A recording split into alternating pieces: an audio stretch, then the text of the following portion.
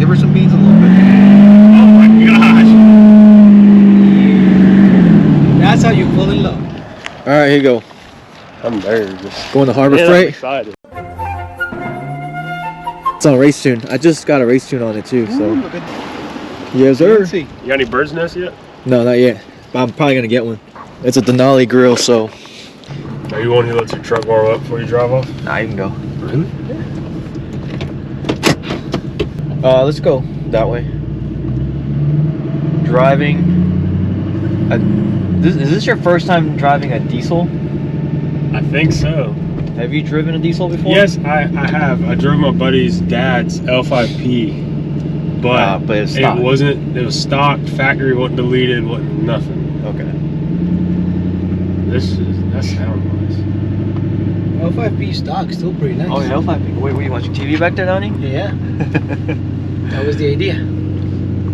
So far, you probably can't tell any difference from your gas truck. I mean, this is the exact same body style, so everything is familiar. Identical. I feel like I'm in my truck. Right. And I mean, obviously, driving through the neighborhood, you're really not going to notice power. And I mean, sound. It's a little louder than your car or your truck, right? Yes, way louder. Is it? And my whatever exhaust is on my truck is loud when it cold starts, but once it warms up, it just sounds stock. Okay. And my truck isn't really that loud. All right, we're gonna turn left.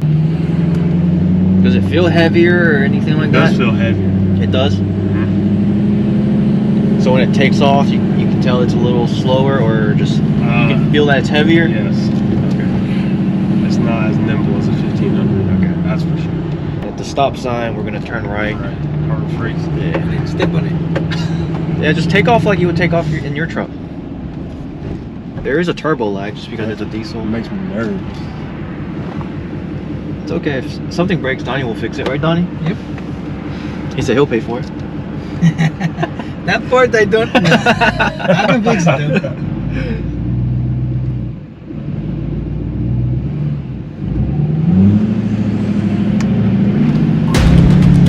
Come on, give her some beans a little bit. Oh my gosh. That's how you fall in love. Oh no. Oh my goodness. That is crazy. Yeah, don't be shy. Give her some beans. How was it? That felt that. Oh man. You're like adrenaline's pumping. Oh no. Now I need a diesel. That's not good. I mean, he already wanted a diesel, but now it's like, Yep. now he's got to sell some drugs. What's so he that can make more thing? money. When that thing catches, Yeah. that is nice.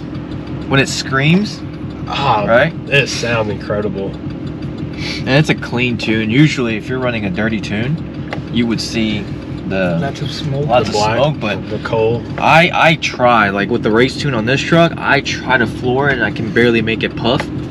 And I also use Hot Shot Secrets. So Hot Shot Secrets makes it super clean.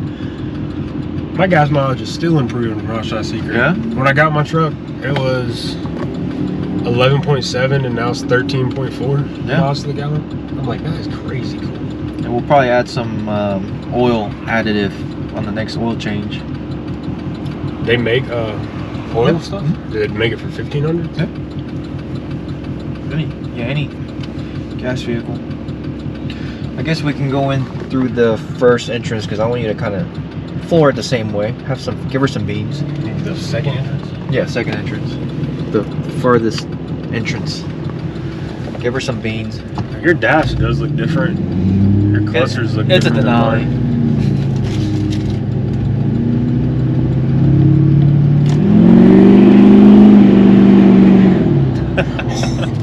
Oh, no. This thing sounds insane. I'm like a kid on Christmas. I know, right? That's why we buy diesels. Because it's fun. I mean, we use them for work too. Yeah, not like some people, but we use them for work. But it's also very fun. And way more reliable. Yeah, way more reliable. Sounds way cooler. Fuel used to be cheaper, not so much anymore. Didn't diesel used to be cheaper than gas? Oh, or about for the same sure. price? Yeah, it used to be. Shout out Joe Byron. Joe Byron.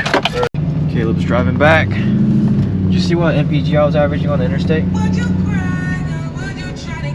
I did not. Right now you're getting 20. Yeah. I was getting 21 on the way home. On what, your truck? Yeah. That's awesome. Those transmissions are amazing. What do you get on the interstate? Like 14 with that truck? 15? Surprisingly, I get Like 17. Oh, nice. 17 to 18. In the city, it's 13 to 14. Yeah, we'll go straight and go the back way. Go.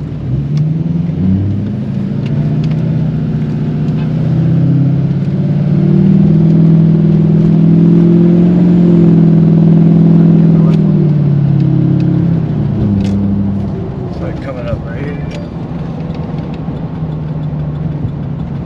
That thing sounds so nice. Is there factory exhaust on this? Where you going? I went a little too far. Can you back up? Yeah, you got something. You can move. I was gonna say, I'm looking and like I see the house. Hey, he's excited. I know. I've almost got you converted over. You texted your wife saying you needed a Duramax. She told me I'm not allowed to hang out with JW anymore. I have that influence on people. That's why I keep losing friends. All of them get Duramaxes and then gotta work to keep it. They start wasting the money. My friends' wives don't like me for whatever reason. Whatever. I don't do anything. I got straight, right, left. Straight. Oh my golly. That's pretty heavy, huh? Let's take it to your truck and open it there. What is it? I don't know. What could it be? We'll definitely be twins when I buy that same grill. Oh yeah, right? Heavy package. Let's see what it is. What could it be? Oh, box in a box. There you go, and it's gonna be another small box in there. That's fun. Alright, we have the LML right here. Obviously, we just purchased it last month. And before I do an oil change on this, according to the gauge, it's still at 50%.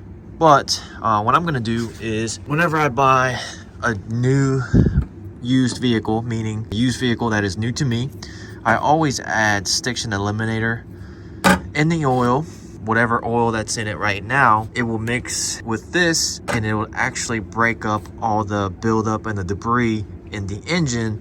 And then the next time I do an oil change, we'll be using Hot Shot Secrets oil, which has plenty of mineral and all the good stuff that the oil companies usually don't put on a cheap oil. And it'll be full synthetic and it'll be a lot better for the engine. So this is like a step one to get rid of all the buildup.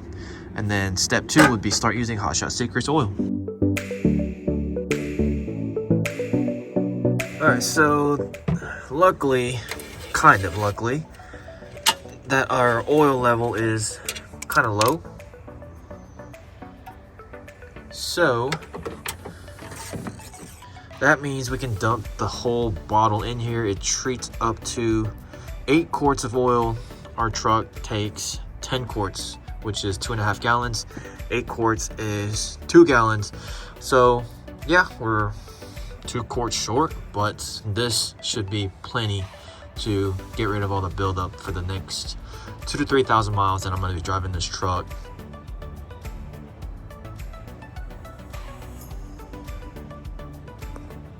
Chug, take stand. With the Stiction Eliminator, should Duramax guys use it too, or is it just strictly for what you think? It is strictly for any engine on Earth. Okay. It was originally developed for the Huey injectors. Yeah. But, you know, and we kind of get pigeonholed into being a diesel company sometimes. We got products for gas as well. And then that product gets even pigeonholed into a 6-liter diesel, you know, product. But truth of the matter is, the tolerances in a Huey injector are so tiny that make that, you know, pin fire on the fuel side of it, that this product can get in there and clean it out. And we do it all with Group 5 esters, no harsh cleaners, you know, it's all lubricated at the same time. It's like I tell everybody, if it's so good to get in that tiny injector and clean it out, it's going to clean up the normal inside of any engine. Yeah. So I put it in gas engines, I put a little bit in my lawnmower. I've been giving that to like everybody, all my friends. Like we did it on the dually right before we got here, or like last oil change. We did it. No, we did it when clean we first got it. Yeah, when we first got it, Yep. just to clean it out. Good way to do a clean out. Yep. Yeah, I had the 5. We were out there with a 5. I ordered a 5-gallon bucket, a 5-gallon can of oil, and we're trying to how do we Figure out how to get it. how do we do this? Right. So we were pouring it in the smaller quart and then dumping it in. Right. Yeah. Yeah, this way to do it though. You start stick eliminators. You step 1, get everything cleaned out. After that, you can switch over to our FR3 for the next couple changes. So I was just about to ask. Or if you're using our oil, our FR3 is already infused into it, so you're good to go. Oh, okay. So I'm already running. Yep. So what about with the FR3? I noticed it's a 1 ounce per quart ratio. You're doing pretty good. 1.5 ounces per quart. 1.5 ounces. Actually, you want to know it's off the record? It's actually 1.6 ounces per quart, but we say 1.5 because people are.